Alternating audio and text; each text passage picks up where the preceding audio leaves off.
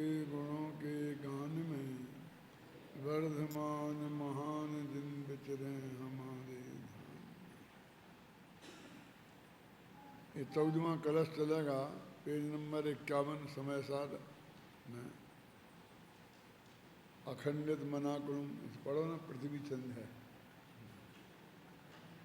अखंडितं मनाकुलं ज्वलयन्त्यमन्तर्बहे महापरमस्तु न सहजमुल्लिलासं सदा चिदुच्छलं निर्भरं सकलकालमानं विनते रसिकरसमुल्लसल्लवणकिल्लायितम् खारीपन से भरी हुई जो नमक डली है, ज्ञान भाव से भरा हुआ त्यों निज आत्म है। अंतर बाहर प्रकट तेजमय सहज अनाकुल, जो अखंड चिन्मय चिदघन वह हमें प्राप्त हो। देखो ये छंद संस्कृत में है और हिंदी में बिल्कुल संस्कृत का जो भाव है वो हिंदी में हूबहू है। कितना अंतर दिखाई देता है। यानी ऐसा लग रहा है कि खारेपन से भरी हुई जो नमक डली है।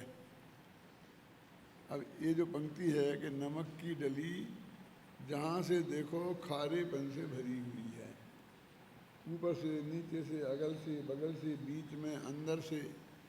उसे पीस कर देखो, पानी में डाल के गला के देखो, वो कैसे ही बन जाए लेकिन वो सब जगह खारा खारा खारा खारापन ही दिखेगा। अब इस संस्कृत वाले छंद में तुम सब शास्त्री फाइनल के विद्यार्थी सेकंड ईयर के हो, इस संस्कृत में कहाँ है जिसमें से पहली पंक्ति अपन ने ली है? खोजो।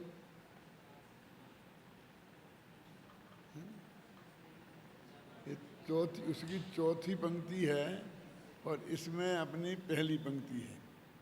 अब सुविधा की दृष्टि से है ना, देखो समन लसत लवण खिल्ल लीलायतम, जैसे नमक की लीला है। नमक की डली में नमक की लीला क्या है? खारा खारा खारा खारा। ये उसमें से पंक्ति निकाली है। तो अभी बिल्कुल ऐसी पूरी 4 पंक्तियों में से 4 पंक्ति निकाली हैं। और मैंने कहा ना कि इसका जो खासकर पद्यानुवाद करना पड़ता है। गद्य पद्यानुवाद में भी ऐसा ही है। देखो पढ़ो आप। अब गद्य अनुवाद भी कैसा कि जिस प्रकार नमक की डली खारेपन से लबालब भरी हुई है, उसी प्रकार आत्मा ज्ञान रस से लबालब भरा हुआ है। वह गेयों के आकार रूप में खंडित नहीं होता, इसलिए अखंडित है, अनाकुल है, अविनाशी रूप से अंतर में दैदीप्यमान है, सहज रूप से सदा विलसित हो रहा है और चैतन्य के परिणमन से परिपूर्ण है। ऐसा उत्कृष्ट तेजोमय आत्मा हमें प्राप्त हो। अब अखंडित अनाकुल ये तो शब्द स्पष्ट हैं ही ऊपर संस्कृत में। अभी मेरे कहने का मतलब ये है कि इसको अर्थ करना हो, चाहे पद्यानुवाद करना हो, चाहे गद्यानुवाद करना हो, ऐसा डायरेक्ट आप नहीं कर सकते। पहले इसको पूरा अंदर ले जाके पचाना पड़ता है। उसका फिर वो भाव अपनी भाषा में हिंदी में व्यक्त करना पड़ता है। अपनी जो भी भाषा आपकी गुजराती, मराठी, कन्नड़, कोई ऐसा नहीं एक एक अक्षर का आप अनुवाद करते गए उससे कुछ हाथ नहीं लगता है ना। जो इतनी सहजता और सरलता आपको दिखती है ना, वो इस वजह से दिखती है कि पहले उसे पूरे अपन अंदर में उसका अपन ने पूरा भाव समझ लिया और उस भाव को फिर अपन ने इसे कविता में या गद्य में लिखा, उसे कन्वर्ट किया, तब जो इतनी सहजता और सरलता आती है। अपन संस्कृत की भाषा के एक एक शब्द से यदि चेंटे रह करके काम करें तो वो नहीं कर सकते। देखो अब अपन को इसका भाव समझना है, कहना क्या चाहते हैं। खारेपन से भरी हुई जो नमक डली है, नमक की डली सर्वांग खारेपन से है। अब सर्वांग का अर्थ क्या कि उसके आकार को देखो। नमक की डली है ना, अब उसको हम पहले प्रदेश से देखें, प्रदेश क्षेत्र, तो तो कैसे आकार में हो वो, गोल हो, चौकोर हो, अथवा किसी भी रूप में हो, और अनेक नेचुरल आकार हो सकते हैं ना, लेकिन वो सब जगह से खाली खाली खाली है। अब उसे पीस दो तो उसे खारापन थोड़ा कम हो जाता होगा, तो भी वो बिल्कुल खारा खारा खारा। फिर उसमें पानी में डाल दो तो भी वो खारी खारी रहेगी। पानी हो जाए, जम जाए, किसी भी रूप में उसका हो जाए, माने उसमें खारापन उसका जाता नहीं है, इसीलिए नमक का लक्षण खारापन है। क्योंकि किसी भी अवस्था में यदि वो नमक नमक रहा तो खारापन उसमें रहेगा, खारापन नहीं रहा तो फिर वो नमक ही नहीं रहेगा, है ना। तो ज्ञान भाव से भरा हुआ त्यों निज आत्म है। अपना आत्मा ऐसा ज्ञान से भरा हुआ है, निगोद में रहे। अब वही पर्याय, जैसे पर्याय थी ना, बदल बदल के मगर पीस दो, पानी में डाल दो, आकार बदल दो, तो ऐसे ही मोक्ष में हो, निगोद में हो, संसार में हो, कहीं भी हो, वो भगवान आत्मा ज्ञान रस से भरा हुआ है। जैसे नमक की डली खारेपन से भरी हुई है, ऐसे ही अपना ये भगवान आत्मा ज्ञान ज्ञान ज्ञान ज्ञान ज्ञानानंद ज्ञानानंद ज्ञान आनंद से भरा हुआ है। ज्ञान देखो ना, ज्ञान भाव से भरा हुआ त्यों निज आत्म है। अब वो भगवान आत्मा अंतर बाहर प्रगट तेजमय सहज अनाकुल है ना, अंदर से बाहर से तेजमय है, प्रकाशमय है, ज्ञान के प्रकाश से, और अनाकुल है। तो ज्ञानानंद हो गया ना, अनाकुल, आकुलता माने दुख और अनाकुलता माने आनंद। तो में ज्ञानानंद स्वभावी हो गया ना, ज्ञानमय है और आनंदमय है। जो अखंड चिन्मय है, ना जो गुण से खंडित होता है, ना पर्यायों से खंडित होता है, ना जो प्रदेशों से खंडित होता है। जो कल समझाया था ना, कालेन खंडयामी, ना भावेन खंडयामी, ना क्षेत्रेण खंडयामी, है ना, आया था ना कि मैं किस न द्रव्येन खंडयामी, ना मैं द्रव्य से खंडित होता हूँ, ना मैं क्षेत्र से खंडित होता हूँ, ना मैं काल से खंडित होता हूँ, ना मैं भाव से खंडित होता हूँ। तो आज सुबह आप बहुत मेहनत कर रहे थे कि पर्यायों की अखंडता क्या है, यानी गुणों की अखंडता तो गुणों का अभेद हो गया, प्रदेशों की अखंडता प्रदेशों का अभेद हो गया, द्रव्य की तो है ही। अब जब पर्यायों की समस्या है तो उसके लिए बहुत शब्द आप लोग बोल रहे थे, विचार कर रहे थे गंभीरता से। आपकी सरलता के लिए थोड़ा मैं बताता हूँ कि उसमें जो अनुस्मृति से रचित प्रवाह है वो काल की अखंडता है ना। जो प्रवचन सार में आता ना, 100 कौन सी गाथा आती, 20-21, हाँ, वो उसमें आता है कि अनुस्मृति से रचित जो प्रवाह है और अनुस्मृति से रचित जो विस्तार, वो क्षेत्र की अखंडता है, वो प्रदेशों की अखंडता है।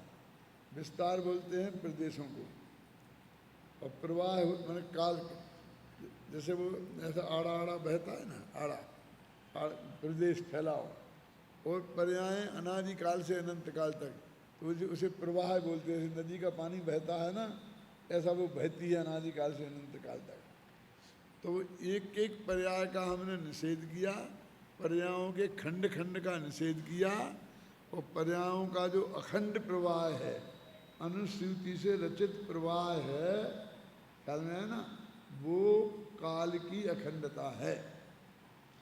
वो रह गया अनादि अनंत जिसे कहते हैं, त्रिकाली ध्रुव जिसे कहते हैं, ये सब आप लोग बराबर बोल रहे थे, लेकिन ये अनुस्मृति से रचित प्रवाह शब्द नहीं आया था, जिससे कि वो पूरी बात ख्याल में आती है। अब एक समस्या खड़ी थी आपकी सुबह, अनादिकाल की जो पर्याय हैं, मानो राग देश मोहरूप थे, तो राग देश तो खत्म हो गए, अन्यथा वो वीतरागता पर्याय कैसे आती। लेकिन एक है पर्याय और एक है पर्याय का विशेषण। जैसे राग, वीतरागता, उपाधि, हाँ पर्याय की उपाधि, तो वो उपाधि तो नष्ट हो गई और पर्याय बची रही, और उनका अनुसूची से रचित प्रवाह है। जो पर्याय अनुसूची से जो पर्याय बची रही वो द्रव्य की नित्यता है, क्योंकि नहीं तो अनादि से लेके आज तक उतनी पर्याय खत्म ही हो गई, तो उतना तो द्रव्य खंडित हो जाता, तो उसे आप अनादि अनंत कैसे बोल सकते थे, त्रिकाली कैसे बोल सकते थे। काल में वो जो अनुसूची से रचित प्रवाह है वो काल की अखंडता है। अब उसमें एक वर्तमान पर्याय की समस्या खड़ी है, क्योंकि वर्तमान पर्याय उसे विषय बना रही है। तो भूतकाल की पर्याय तो आपने उसमें शामिल कर ली और भविष्य की शामिल हो गई अनुसूची से रचित प्रवाह में। अब वर्तमान पर्याय को यदि उसमें शामिल करते हैं तो फिर वो विषय कौन बनाएगा। उसका नाम तो दृष्टि है ना, दृष्टि का विषय। वो विषय और विषयी, वो तो विषयी है। यदि विषयी को विषय में शामिल कर लें तो फिर बात ही क्या रह जाएगी, फिर खत्म ही हो जाएगा काम। विषय कौन बनाएगा। वो फोटो का उदाहरण दिया था ना कि फोटोग्राफी एक आदमी जाकर के वहाँ खींचता है, अब वो कैसे शामिल हो जाए। विज्ञान ने उसके उपाय तो निकाल लिए हैं कि वहाँ कैमरा आप सेट कर जाओ ढंग से और वो आपको इतना समय देगा कि आप भी यहाँ आकर के खड़े हो जाओ और वो खींच लेगा, लेकिन यहाँ कोई उपाय नहीं है। तो अब इसमें सबसे बड़ा संकट है जिसकी तरफ आपका ध्यान शायद नहीं गया था कि यदि वर्तमान की पर्याय को उसमें शामिल नहीं करके अलग निकालते हैं तो अनादि अनंत जो आत्मा है वो अखंडित नहीं रहेगा, उसके दो टुकड़े हो जाएंगे। क्योंकि एक पर्याय बीच में से निकल गई तो दो टुकड़े नहीं हो जाएंगे। आपके समझ में भूत और भविष्य जो जुड़ा हुआ है वो तो वर्तमान से जुड़ा हुआ है। अब वर्तमान को तुमने निकाल दिया तो भूत और भविष्य, एक भविष्य भूत का टुकड़ा हो गया, एक भविष्य का टुकड़ा हो गया, तो भगवान आत्मा काल से अखंड नहीं रहा। तो अब क्या करें। तो देखो उसमें हमने एक एक पर्याय सब निकाली है, जैसी सब निकाली है ऐसी ये निकलेगी और अनुसूची से रचित प्रवाह उस अखंडता में शामिल रहेगा। ख्याल में है ना। अब जितना आए उतना समझना। शास्त्री सेकंड ईयर और फाइनल वालों की समझ में कुछ आएगा और बाकी की समझ में आने का तो कोई अभी सवाल ही नहीं है। और आप लोगों की आप लोग जाने। लेकिन एक 5 मिनट बर्दाश्त कर लो।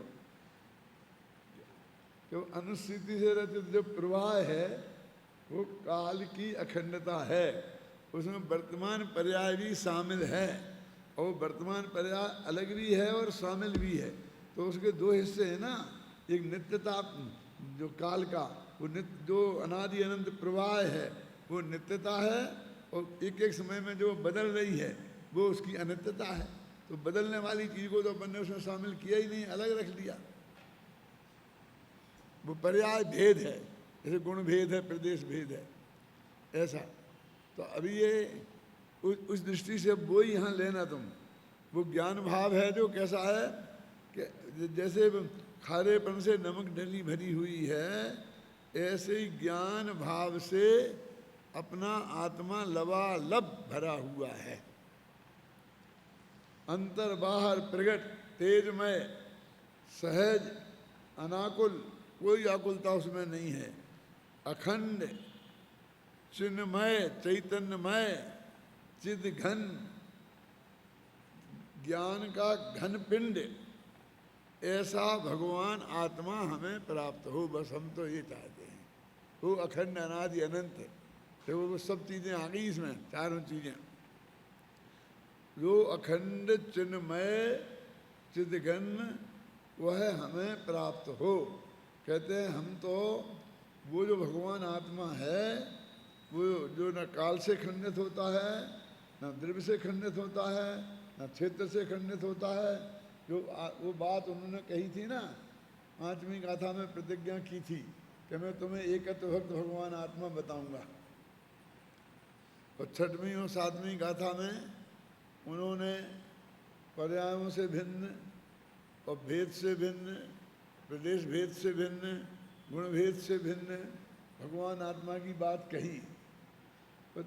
वो तो कहते हमने तो पूरा समैसा समझा दिया बस 6वीं और 7वीं गाथा में।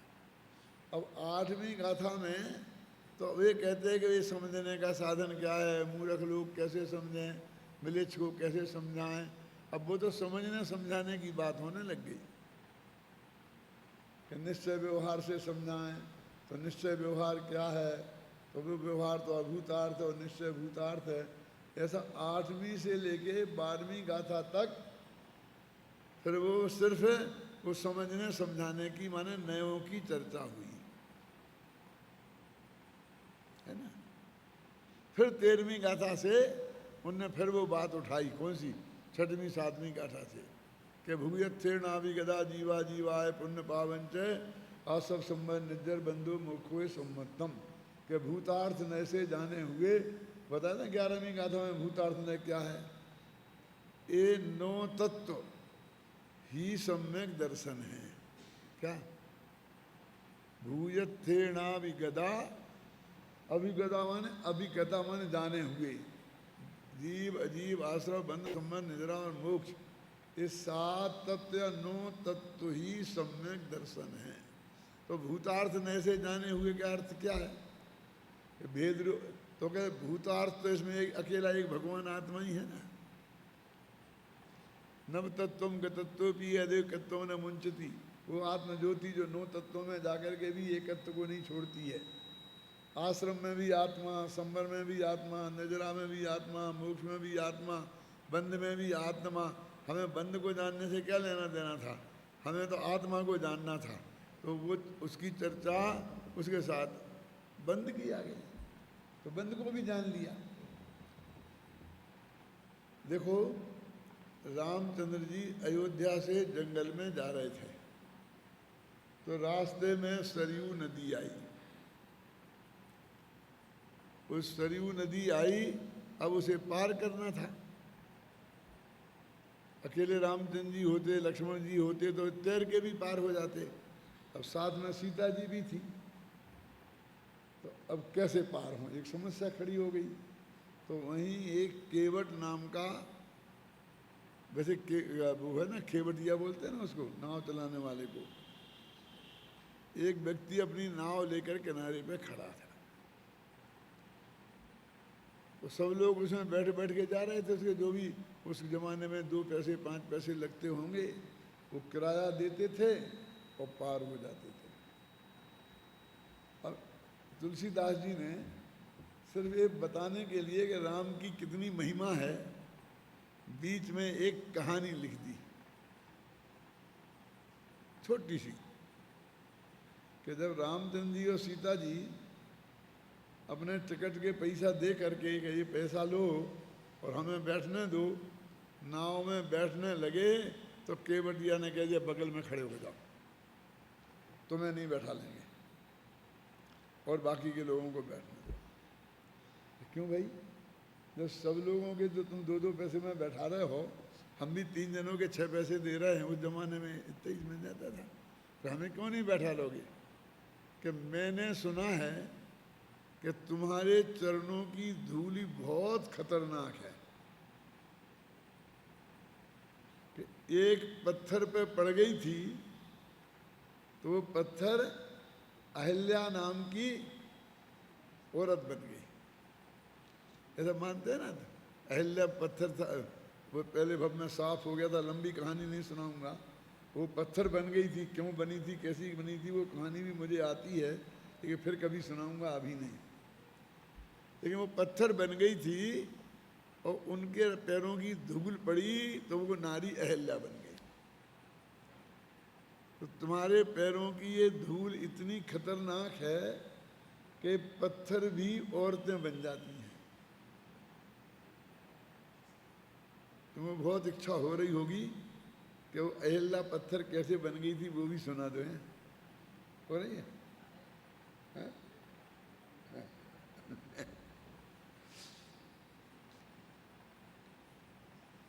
कहानी तो बहुत लंबी है।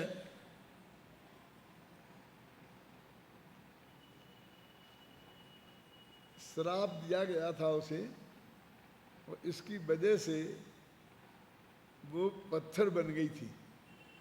किसी ऋषि ने श्राप दिया था, उससे नाराज होकर के, समझे ना, पत्थर बन गई थी। तो कहते वो धूल से वो हट गया तो औरत बन गई।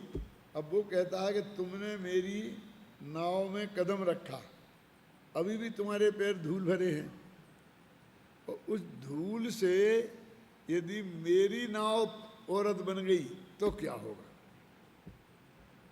दो समस्याएं खड़ी हो जाएंगी मेरे लिए। कौन कौन सी? कि एक तो घर में दो औरतें हो जाएंगी, मेरे से एक ही नहीं संभलती है है ना।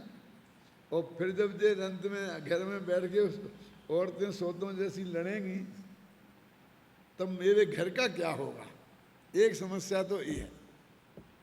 और दूसरी समस्या ये है कि मेरी आजीविका का साधन एकमात्र नाव है, और नाव खत्म हो जाएगी, खर्चा डबल और आजीविका भ्रष्ट। क्यों? दो तकलीफें हो गई ना, तो भूखों मर जाऊंगा मैं। इसलिए मैं आपको नहीं बैठने दूंगा।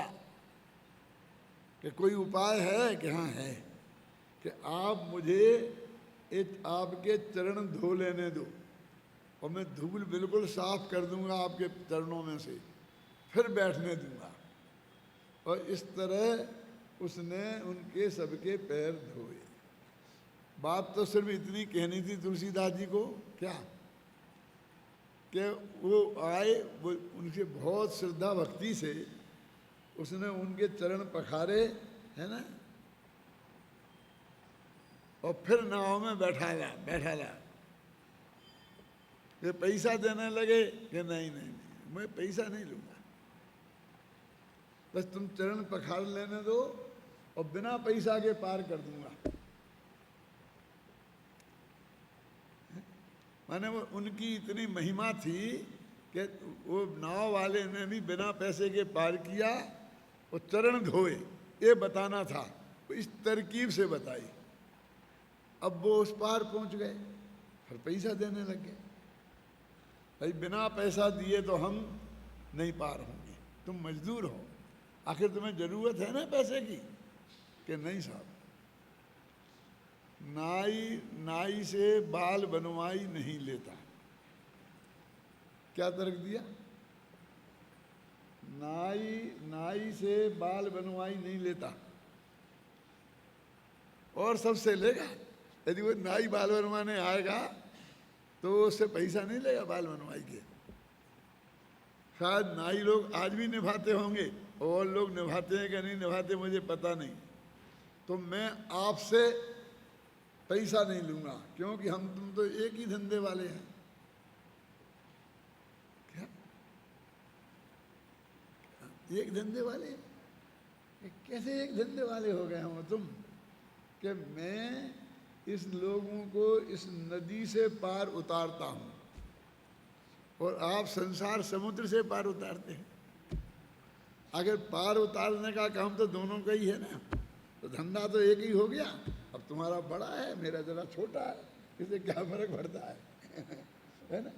एक धोबी बेचारा कपड़ा धोता है और दूसरे ने भी मशीनें लगा रखी हैं, और वो क्या खोल रखा, क्या बोलते हैं उसे, धोबी की दुकान को ड्राई क्लीनर्स, बढ़िया बोर्ड लगा दिया है। लेकिन दोनों हैं तो धोबी। क्यों? एक चमार बाजार में बैठ के जूते बनाता है, और एक टाटा बिरला, कौन है, बाटा, और साहू जी भी अपने, वे भी दुकान चमड़े के जूते बनाते हैं। तो क्यों भाई साहब, दोनों का एक ही धंधा हो गया ना उनका। एक अनाज का बड़ा व्यापार करे, वो एक वहाँ बैठ के फट लगा करके व्यापार, लेकिन दोनों अनाज के व्यापारी तो है ना। तो उसने ये बात कही वहाँ। तो दो बातें कहकर तुलसीदास ने इस चतुराई से रामचंद्र जी लोगों को संसार समुद्र से पार लगाते हैं ये बात भी कह दी, और उनके लोग चरण पखारते थे, लोगों में इतनी भक्ति श्रद्धा थी, ये बात भी कह दी। ये बात कहनी थी तो उनने इस तरकीब से ये बात कही, है ना? ये अपना भगवान आत्मा भी कैसा है कि ये ज्ञान और आनंद रस से लबालब भरा हुआ है, और इसके दर्शन का नाम सम्यक दर्शन है, इसके जानने का नाम सम्यक ज्ञान है, इसके ध्यान का नाम सम्यक चारित्र है। यही बात हमें आपको बताना है, और ये हम वो भगवान आत्मा को हम समझाते आए कौन सी 13वीं गाथा से कि 9 तत्व। तो ये 9 तत्व है ना, तो अब एक कहानी तो यहीं ख़त्म हो गई। अब जिस बात के लिए मैंने ये कहानी सुनाई वो बात तो आपके सामने आई नहीं ना। फिर रामचंद्र जी आगे बढ़ गए और कहानी आगे बढ़ी रामचंद्र जी के साथ। तो एक लड़के ने हाथ उठाया, मेरा एक प्रश्न है, कभी बाद में कर लेना प्रश्न के नहीं जवाब देना पड़ेगा, कि बोल बोल जल्दी बोल, कि फिर उस केवट का क्या हुआ? क्यों? कि भैया तू राम कथा सुनने आया है कि केवट कथा? बोला तेरे को तो आगे का प्रश्न ये होना चाहिए कि राम का क्या हुआ। कहानी तो राम के साथ जाएगी ना, क्योंकि ये रामायण है, केवटायन नहीं है। तो राम की कहानी तो राम के साथ आगे बढ़ेगी कि केवट के साथ? बीच में केवट की कहानी तो सिर्फ राम की महिमा बताने के लिए आई थी। इन्हें उपकथा बोलते हैं। ये बड़ी कथा के बीच में जो छोटी छोटी कहानियाँ आती हैं उन्हें उपकथाएं बोलते हैं, और वो बड़ी कहानी का जो नायक होता है उसकी महिमा बढ़ाने के लिए वो कहानियाँ बीच बीच में जोड़ी जाती हैं। तो वो कहते हैं हमें तो आत्मा समझाना था, हमने तो प्रतिज्ञा की थी कि हम एकत्व भक्त आत्मा समझाएंगे। अब बीच में ये आश्रव बंध संवर निर्जरा मोक्ष कहाँ से आ गए? अजीब। तो कब वो जीव के समझाने में ये बीच बीच में छोटी छोटी कहानियाँ आ गई हैं, आश्रम की, संवर की, निर्जरा की, लेकिन कहानी तो आगे जीव की चलेगी। कहानी जीव की, कहानी आगे कहाँ किसकी बढ़ेगी? जीव की। कहानी आगे उनकी नहीं बढ़ेगी, वे तो वो कहानियाँ वहीं ख़त्म हो जाएंगी। उसमें एक आगे केवट का क्या हुआ, हमें क्या पता, हुआ होगा जो कुछ हुआ होगा। नहीं वो केवट उसके बाद कितने साल जिंदा रहा, ढूंढो कोई शास्त्र में मिलेगा? कुछ नहीं मिलेगा। अच्छा केवट का जन्म कहाँ हुआ था, केवट के बाप का नाम क्या था, कुछ लेना देना नहीं है, उसके आगे पीछे से कुछ लेना देना नहीं है। ऐसे ही हमें बाकी के तत्वों से कुछ लेना देना नहीं है। नव तत्वों में छिपी हुई जो आत्म ज्योति है क्या, हमें तो उससे मतलब है। ये 9 तत्व ऐसे आ गए, ऐसे 9 तत्व चलेंगे बीच बीच में सब, लेकिन समझेंगे वो समझाएंगे उस आत्मा को। इसलिए कहते हैं कि वो कहीं भी आएगी, लेकिन ज्ञान, आत्मा का स्वभाव है ज्ञान, और ज्ञान की चर्चा आएगी। हम तो चाहते हैं कि हमें वह अखंड चिन्मय चिदघन वह भगवान हमें प्राप्त हो। ये देखो काव्य का भी बहुत मार्मिक सौंदर्य है इसमें। ये शब्दों का चुनाव भी कितना पसंद है जो शुद्ध आत्मा के स्वरूप को बताते हैं। नहीं तो वो देखो क्या, पढ़ो जरा अच्छी तरह से। खारेपन से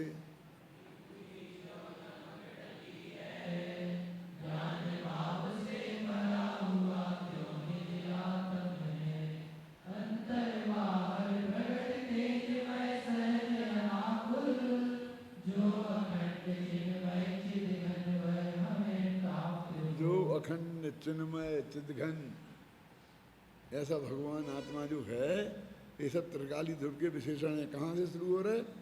अंतर बाहर प्रगट तेजमय, सहज, अनाकुल, अखंड, चिन्मय, चिदघन और ज्ञान आनंद से भरा हुआ जो आत्मा है, वो कह रहे अमृतचंद्र तो कि मुझे तो वह आत्मा प्राप्त हो और मुझे कुछ नहीं चाहिए।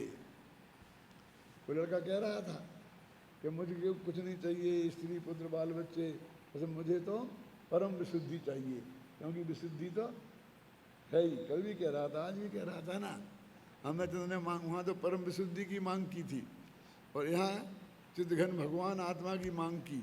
कौन सी मांग अच्छी है, कौन सी सच्ची है? क्यों? वो परम विशुद्धि तो पर्याय है और ये त्रिकाली ध्रुव भगवान आत्मा द्रव्य है। वो लोग किसकी मांग, कौन सी मांग अच्छी है? वो अपन ने बताई थी ना, सुनी थी तुमने कि मुमुक्षु और आत्मार्थी में क्या अंतर है। शायद सुबह आया था ना प्रवचन, उसमें टीवी में है, पता? कौन बताएगा? खड़े हो।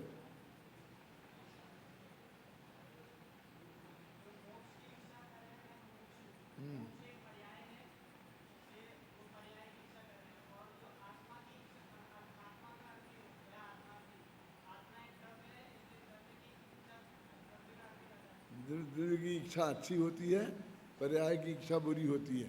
अरे इच्छा ही बुरी होती है, उसमें दो खराबी हैं कि मोक्ष वो भी पर्याय है और इच्छा, इच्छा होना वो खराबी है। वो तो दोष है ना, चारद गुण का विकारी पर्याय है। और यहाँ पर आत्मा द्रव्य है और उसकी इच्छा नहीं, अर्थ, अर्थ माने प्रयोजन। आत्मा ही है प्रयोजन जिसका, ख्याल में है ना? बस आत्मा के अलावा कुछ प्रयोजन नहीं है हमारा। तो यहाँ आत्मार्थी शब्द बहुत पवित्र है, समझे ना? जब ये आए बहुत मुमुक्षु मंडल बन रहे थे, गांव-गांव में मुमुक्षु मंडल बन रहे थे, जब हमने संस्था बनाई दिल्ली की, तो भाई क्या नाम रखें, क्या नाम रखें? तो मैंने कहा आत्मार्थी ट्रस्ट नाम रखो। तो क्यों? तो मैंने वहाँ समझाया था सबसे पहले कि आत्मार्थी और मुमुक्षु में बहुत बड़ा अंतर है। अब अपने मुमुक्षु हो गए सब, एक ऐसे हो गए वास्तव में कि स्वामी जी जब दिगंबर बने तो उस वक्त गुजरात में श्री रायचंद का बहुत जोर था और रायचंद अपने भक्तों को मुमुक्षु कहते थे और वे सब अध्यात्म के प्रेमी लोग थे। और श्रीमद् रायचंद के से गुरुदेव भी बहुत प्रभावित थे, बहुत बीच बीच में उनके पद बीच बीच में बोला करते थे, है ना? वो श्रीमद् रायचंद गांधी जी के गुरु थे। गांधी जी भी कहते थे मुझे अहिंसा का पाठ श्रीमद् रायचंद ने पढ़ाया। उसकी भी एक बहुत मार्मिक छोटी सी कहानी है, सुननी है? एक दफ़े श्रीमद् रायचंद ने उन्हें अहिंसा पढ़ाई थी ना, तो गांधी जी पहुँचे और गांधी जी ने एक प्रश्न किया उनसे कि सामने शेर आ गया है और मेरे हाथ में बंदूक है और मैंने एकदम निकाल के एकदम ऐसी कर ली है और वो मुझे आंखें फाड़ फाड़ के देख रहा है और एकदम आक्रमण करने को तैयार है। अब 1 सेकंड का फर्क है, यदि उसने मेरे पर आक्रमण कर दिया तो मैं मर जाऊंगा। और मैंने गोली वो है ना बंदूक का वो दबा दिया तो शेर मर जाएगा और मैं बच जाऊंगा। अब मैं आपसे पूछता हूं कि मुझे क्या करना चाहिए? ये गांधी जी ने श्रीमद् रायचंद से प्रश्न किया भरी सभा में।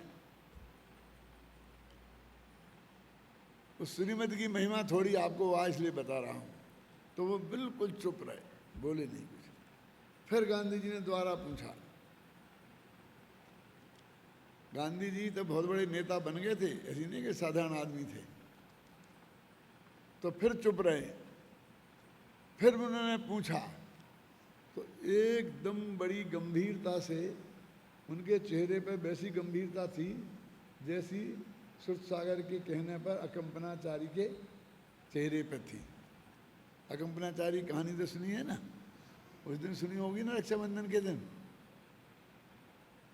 ऐसी गंभीरता थी। और वो बोले कि मैं तुमसे एक कहकर कि तुम घोड़ा दबा दो, तुम्हें भव में अनंत भव तक भटकने का आदेश नहीं दे सकता, सलाह नहीं दे सकता। समझे क्या कह रहे हैं? कि तुम मत दबाओ कि वो खा जाएगा तो कोई नुकसान नहीं है। कि क्या कह रहे हैं आप? हम आत्मरक्षा में भी नहीं कर सकते, गोली चला सकते कि नहीं? क्यों? अब तुम ही सोचो, है आत्मरक्षा का तो हमारे है, ऐसा नहीं है तो भाई हम पे आँख उठाएगा तो हम ये कर देंगे वो कर देंगे।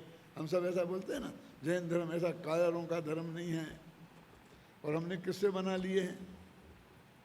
वो अब नहीं सुनाऊंगा वो किस्सा, नहीं किस्से में किस्सा चलता रहता है ना। तो उन्होंने कहा क्यों? कि तुम मर जाओगे तो क्या फर्क पड़ता है, तुम्हारी कितनी उम्र होगी, 60-70 वर्ष के होगे और 10-20 वर्ष जियोगे। असली उम्र तो तुमने जी ली, अब तो ब्याज की है। जियो तो ठीक और ना जियो तो ठीक, क्या फर्क पड़ने वाला है 20 साल पहले के 20 साल बाद में। लेकिन यदि तुमने उसे मार दिया तो तुम मर के नरक में जाओगे, फिर तुम्हारा भव कितने कितने बिगड़ेंगे, अनंत काल तक संसार में रुलोगे। तो मैं तुम्हें अनंत काल तक संसार में रुलने का मार्ग नहीं बता सकता। क्या समझे? तुम मर जाओगे तो कोई हानि नहीं है। लेकिन ये जो शेर पे कृपा कह के नहीं कह रहा हूं, श्रीमद ने कहा, क्या कहा कि तुमने गोली नहीं चलाओगे तो शेर बच जाएगा और नहीं तो बेचारा शेर मर जाएगा। मैं शेर पे दया करने के लिए तुमसे नहीं कह रहा हूं, तुम पे दया हो इसके लिए कह रहा हूं।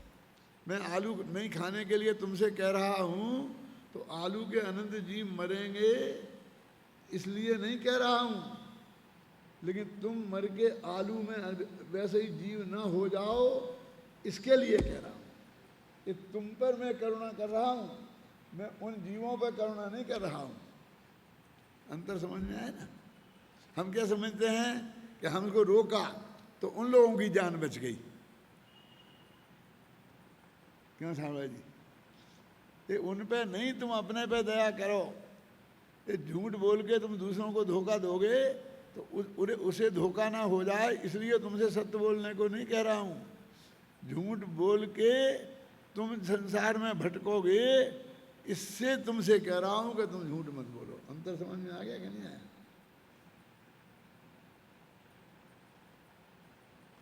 वे कहते इस मैं तुम पे दया कर रहा हूं, ऐसे ही आचार्य हम पर दया करके कह रहे हैं कि एक तुम्हारा आत्मा तुम्हारे पास है ना, मुझे और कुछ नहीं चाहिए। चिदघन वह हमें प्राप्त हो। कौन सा? जो अखंड चिन्मय चिदघन वह हमें प्राप्त हो। ये पूरा रस का परिपाक हुआ है ना, इसके लिए अपन को वो नमक की खारेपन से भरी हुई डली को ऊपर ले जाना पड़ा, क्योंकि वो रस का परिपाक अपन को चौथी पंक्ति में करना था। इसलिए वो अखंडित मनाकुलम ज्वलंतम जो पहले ही उनने कह दी उसको अपन अंत में लाए। समझे? आ गया ना नीचे सब? अनाकुल, अखंड, तेजमय, चिन्मय, चिदघन, ऐसा भगवान आत्मा हमें प्राप्त हो, माने हमारा ध्यान उस पर ही केंद्रित हो। इसके लिए हमने कहाँ से शुरू किया था? 13वीं गाथा से, भूयत्रेणाभिगदा जीवा जीवाय पुण्य पावन च आश्रव संबंध निज्जर बंधो मोक्षोय सम्मतम, वहाँ से बात शुरू की थी। अब यहाँ पर आकर के हम यहाँ निष्कर्ष पे पहुँच गए हैं कि हमें तो नवतत्वों में छिपी हुई वो ज्योति है वो चाहिए, हमें तो ये चिदघन भगवान आत्मा है वो चाहिए। बोलो, वो परिणति की विशुद्धि चाहिए कि ये चिन्मय चिदघन भगवान आत्मा कौन सी मांग महान है। आया समझ में? क्योंकि वहाँ तो मांग हो रही पर्याय की, परम विशुद्धि हो गए, और यहाँ मांग हो रही कि हमें तो भगवान, मैं तो भगवान आत्मा हूँ। बस जिसको भगवान आत्मा की प्राप्ति हो गई उसे कोई चाह इस जगत में रहती नहीं, श्रद्धा की अपेक्षा। अब इसके बाद जो समय सार है कि तात्पर्य वृत्ति नाम की टीका है आचार्य जयसेन की, तो उसमें एक गाथा प्राप्त होती है, जो गाथा आत्मख्याति टीका में नहीं है। ऐसी 30-35 गाथाएं हैं जो आत्मख्याति टीका में नहीं है और जयसेन की तात्पर्य वृत्ति टीका में है। उनके बारे में थोड़ा कमेंट्स मैं आपके सामने करना चाहता हूँ।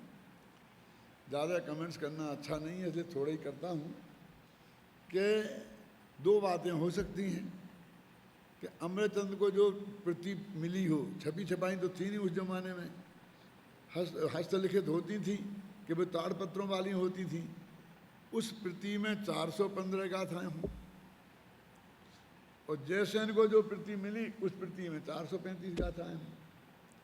तो जिसको जो मिली उसने उसकी वो टीका लिखी। लेकिन जयसेनाचार्य के पास तो वो प्रति होगी और चाहे नहीं होगी, लेकिन अमृतचंद की प्रति तो उनने देखी थी, क्योंकि जगह जगह उनने अमृतचंद का बहुत सम्मान के साथ उल्लेख किया है। तो उन्हें ये तो प्राप्त थी ही, फिर भी वे गाथाएं और प्राप्त हुई जो बीच बीच में आती हैं। क्योंकि मैंने पूरे समय सार का कई दफ़े बहुत अच्छी तरह से गहराई से आलोड़न कर लिया है, और मैंने ये देखा है कि वो जो गाथाएं बीच बीच में आती हैं, जिसका अभी यहाँ से आरंभ हुआ है, शायद इसके पहले नहीं आई कोई गाथा,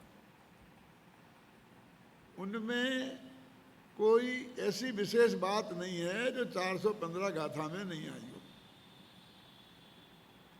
उसके बिना भी समय सार अपने आप में पूरा है, और वो कहीं कहीं तो ऊपर से थेगरा लगी हुई जैसी दिखती हैं, और उनका स्तर भी उसका स्तर का नहीं है भाषा और भाव की दृष्टि से, जैसा कि वो अमृतचंद वाली गाथाओं में है। ऐसा भी हो सकता है कि अमृतचंद्राचार्य को भी वो प्रति मिली हो जिसमें 435 गाथाएं हों, लेकिन उनकी एक नेचर है, और भी आचार्यों का है, जो गाथा बहुत सरल होती है उसको एक लाइन में टीका रख के निपटा देते हैं। और ग्रंथों में तो मैंने ऐसा ही देखा है, वे तो ऐसा ही लिख देते हैं सुगमों में एतत्, ये तो बहुत सरल है, इतना लिख के बस खत्म, टीका खत्म, वही टीका। विवेकानंद मार्तंड वगैरह में ऐसा बहुत है कि सुगमों में एतत्, इतना लिख दे, ये तो बहुत सरल है, इसका क्या अर्थ करें। तो उन्होंने उन गाथाओं पर कोई टीका ही नहीं की हो, क्योंकि उन्हें ऐसी लगी नहीं कि इन गाथाओं पर टीका करने लायक है। इसलिए बाद में जो लिपिकार हों, जो नकल करने वाले होते हैं ना, तो वो आत्मख्याति की टीका करें तो उसमें वे गाथाएं मिले ही नहीं, तो वो उसको छोड़ दें। देखो एक बात और बता दूं अभी कि पहले 3 गाथाएं, 3 छंद मंगलाचरण के आए है ना आत्मख्याति टीका में, फिर 10, 11, 12 गाथा तक कोई कलश नहीं है। इतनी महत्वपूर्ण गाथाएं बीच में निकल गई, 6वीं 7वीं जैसी और 11वीं जैसी, लेकिन एक कलश नहीं, गजब हो गया ना। और फिर वो वहाँ आ गया उभय नय विरोधा धनसनी राज बदांग के, वहाँ पर एक कलश आया। इतनी महत्वपूर्ण गाथाओं के बीच में एक कलश नहीं लिखा, और आगे कई गाथाओं के बीच में 20 कलश लिख दिए। 143वीं गाथा के बाद में 144 के बीच में 20 कलश, और बिल्कुल लगभग एक से। ये ऐसा नहीं लगता कि यहाँ बहुत कंजूसी की और वहाँ बहुत दरिया दिल हो गए।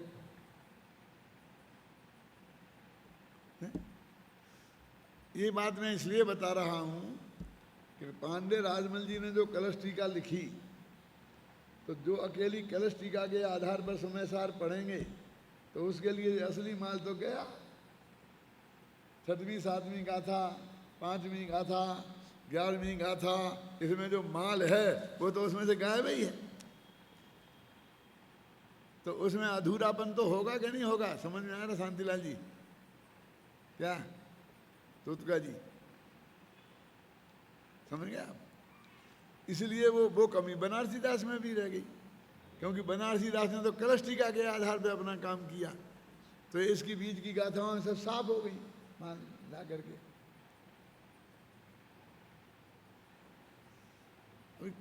कैसी कैसी कहाँ कहाँ बातें आती हैं, उस पर गंभीरता से विचार करो तब सब समझ में आता है।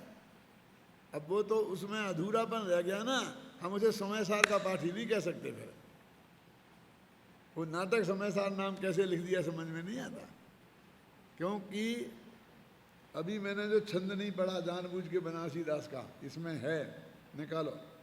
तुमको लगा होगा क्यों नहीं पढ़ा दादा ने, कि उसमें देखो जरा इस छंद का ये माल है क्या। खालेपन से भरी हुई जो नमक डली है, इसे जरा मिलान करके देखो, तुम्हें देखना है तो देख लो। कौन से पेज पे है? 50 पेज पे होगा, देखना। 200 पे? 202।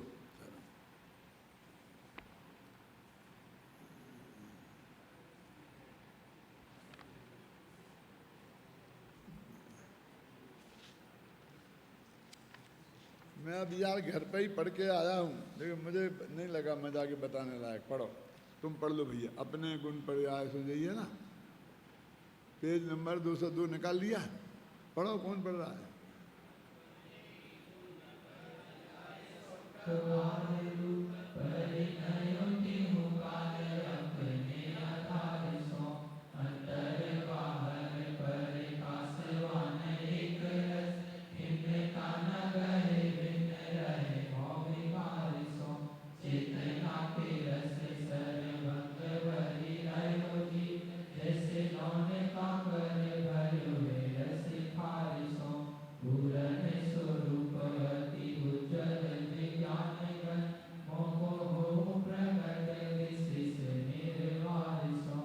खारेपन से भरी हुई जो उसमें से भाव स्पष्ट हो रहा है ना, इसमें से कुछ हो रहा है।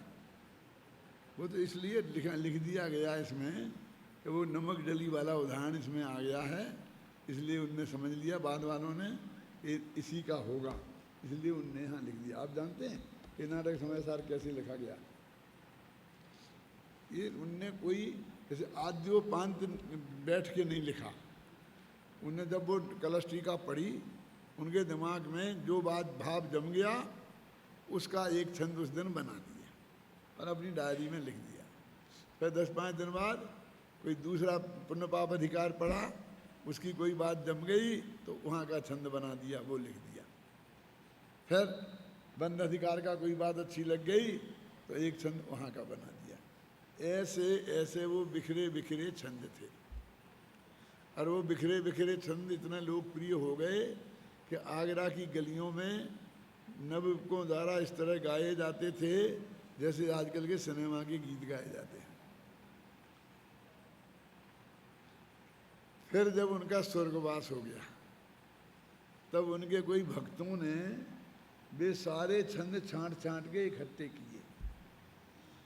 हो सकता है बुढ़ापे में उनने भी किए हों, बुढ़ापा आ कहाँ पाया बेचारों का, 55-57 वर्ष की उम्र में गुजर गए शायद वो।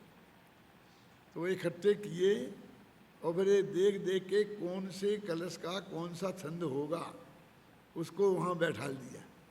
अब इसमें नमक खार से देखा है तो ये खार वाले के साथ बैठा दिया। वो युगल पुत्र जने दोहू, तो उनने उसको वहाँ बैठा दिया। मेरा मतलब इस तरह से ये नाटक समय सार को उनने व्यवस्थित किया, समझ गए ना। जो उनने नाममाला बनाई थी, नाममाला का एक नाममाला समझते हो, एक शब्द के कितने नाम हैं, एक अनेकार्थ नाममाला होती है, तो बनाई थी उनने कि जिससे जो पुराने शब्द हैं वो याद कर ले में लोग, तो उन सबको आ जाए भी शास्त्र पढ़ ले में। तो उन्होंने वह नाम माला भी इसमें ही रख दी। बाद में उन्होंने गुणस्थान अधिकार लिखा था, अलग से पढ़ा था, रूपचंद जी ने पढ़ाया था, तो उन्होंने गुणस्थान अधिकार लिख दिया। फिर चरणानियों की बात उसमें आई, 5वें दूसरी प्रतिमा की 11 प्रतिमाओं की, तो उन प्रतिमाओं में उनका वर्णन कर दिया। उनके उस शिष्यों ने समेट समाट के एक नाटक समयसार बना दिया और उसका नाम रख दिया नाटक समयसार। अब उसके नाम में भी कई जगह, एक जगह कहते नाटक समयसार, कोई कहता समयसार नाटक। अब समयसार नाटक है कि नाटक समयसार है पता नहीं, कोई कुछ बोलता कोई कुछ बोलता है। जब देखते हैं 10 जगह 10 तरह की चीज़ें लिखी हैं तो विकल्प खड़ा होता है, तो हम लोगों को रिसर्च करना पड़ती है और कहते फिर ये नाम ठीक है इसलिए अब ये रख दो अपन, समझ गए ना। तो इस तरह लिखा गया, वो व्यवस्थित ढंग से शुरू से अंत तक नहीं लिखा गया। इसलिए हम किसी कलश का भाव किसी कलश में पूरी तरह आ गया होगा इसकी भी गारंटी नहीं है, और बाहर की बातें उसमें नहीं आई होंगी इसकी भी गारंटी नहीं है, बाहर की बातें भी उसमें आ जाती हैं। अभी अपनी बात तो ये चल रही है, अपन वहाँ से चले थे, कहाँ से, हुयत थे नाभि गदा से, और यहाँ पर आए। अब वो कहते मुझे तो क्या प्राप्त हो, अंतर बाहर प्रगट तेजमय सहज अनाकुल, जो अखंड चिन्मय चिदघन वह हमें प्राप्त हो। अब इसके बाद जो एक गाथा है इस जयसेनाचार्य की टीका में पढ़ते हैं, उसे देखो, पढ़ो भैया। आदाहु मज्जना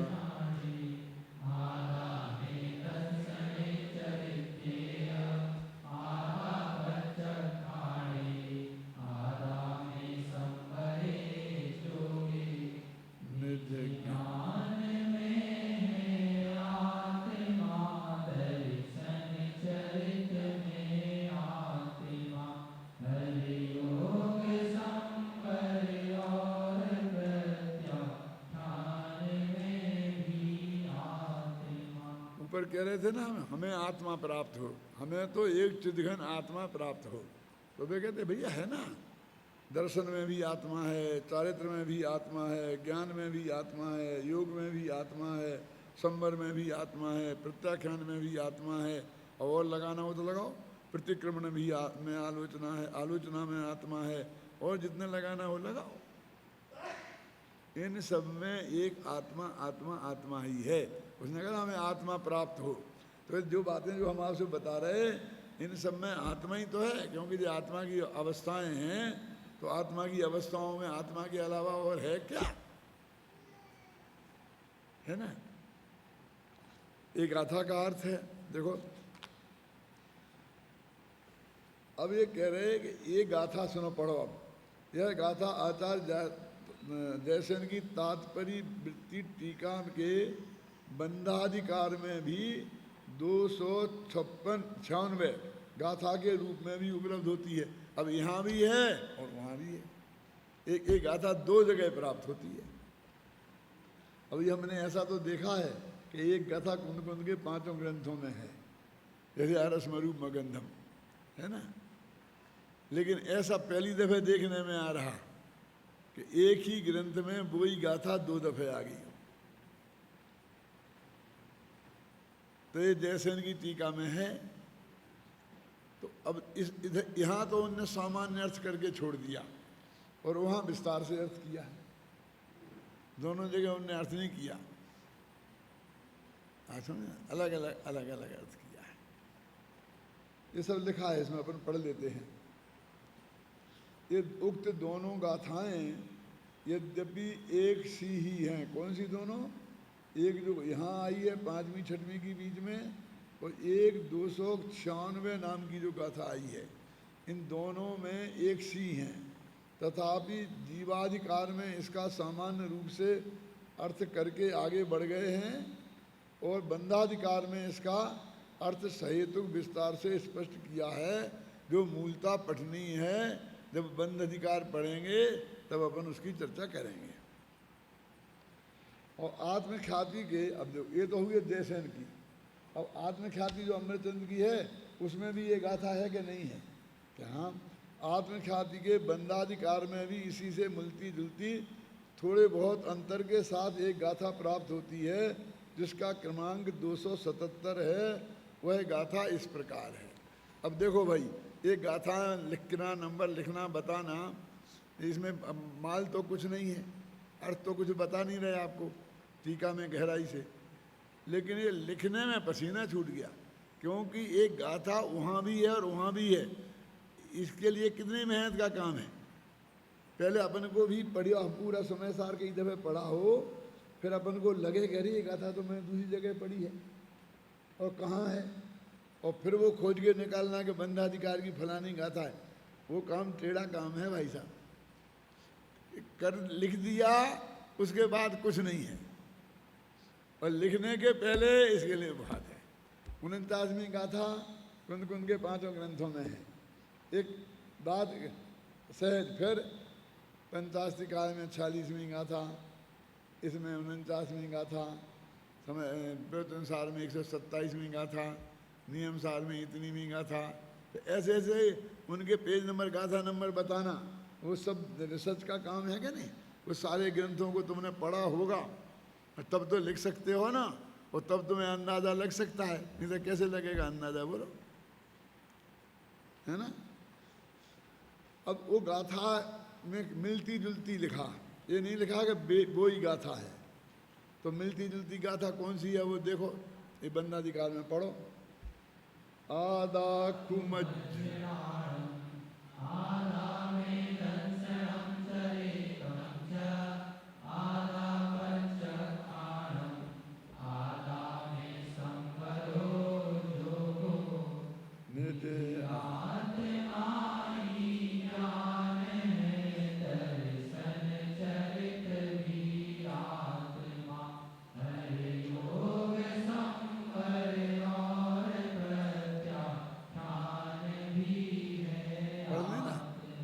गाथा में बिल्कुल एक सी है कि कुछ अंतर है, हैं?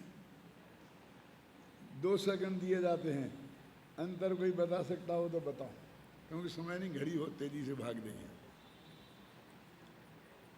क्या है देखो, उसमें तो बताया था कि इनमें दर्शन में आत्मा है, ज्ञान में आत्मा है, प्रत्याख्यान में आत्मा है, और इसमें है आत्मा में ज्ञान है, आत्मा में दर्शन है, आत्मा में चारित्र है। देखो ये अंतर है, इसके नीचे लिखा है, घबराओ नहीं।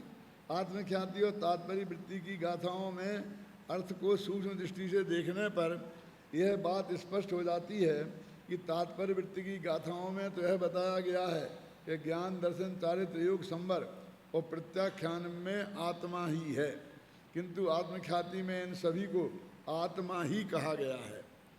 समान सी दिखने वाली ये गाथाएं आत्मख्याति और तात्पर्य वृत्ति के बंधाधिकार में एक ही क्रम में, एक ही स्थान पर आई हैं। यह कहने में कोई संकोच नहीं होना चाहिए कि तात्पर्य वृत्ति में यह पुनरावृत्ति प्रकरण की आवश्यकता के अनुसार ही हुई है। तो वहाँ प्रकरण आया तो उस प्रकरण में इन्होंने द्वारा लिख दी, है ना। माना ये गलती की उनने, ये नहीं बताना चाहते हैं, ये कह रहे प्रकरण की आवश्यकता के अनुसार लिखी है। ऐसी गाथाएं तो ध्यान में हैं जो आचार्य कुंद कुंद के विभिन्न ग्रंथों में हूबहू पाई जाती हैं, पर एक ही ग्रंथ में अनेक बार पाई जाने वाली गाथा अभी तक यह एक ही ध्यान में आई है। पिछली गाथाओं में कहा गया है कि जो व्यक्ति शुद्ध नय के विषयभूत अबद्ध स्पष्टादि भावों से संयुक्त भगवान आत्मा को जानता है, वह संपूर्ण जिन शासन को जानता है, क्योंकि वह शुद्ध आत्मा ही संपूर्ण जिन शासन का मूल प्रतिपाद्य है, प्रतिपादन केंद्र बिंदु है। उसी शुद्धात्मा की महिमा बताते हुए इस गाथा में कहा गया है कि वह आत्मा ही ज्ञान है, दर्शन है, चारित्र, प्रत्याख्यान है, संवर है, योग है, सब कुछ वही सिद्धांत आत्मा ही है। उस शुद्धात्मा की आराधना से, साधना से ही ज्ञान, दर्शन, चारित्र की प्राप्ति होती है, प्रत्याख्यान होता है, संवर होता है, योग भी होता है। अभी ये प्रकरण समाप्त होता है। अब वो मेचक पढ़ते पढ़ते तुम बहुत परेशान हो गए हो। रोजाना पाठ करते हो ना, मेचक अमेचक, मेचक अमेचक, और अर्थ समझ में आता नहीं कि मेचक अमेचक क्या है। शब्द तो रट गए हैं। तो कल अपन वो मेचक अमेचक की चर्चा करेंगे। क्या देखिए अभी मेचक मेचक वाले पढ़ना अच्छी तरह से।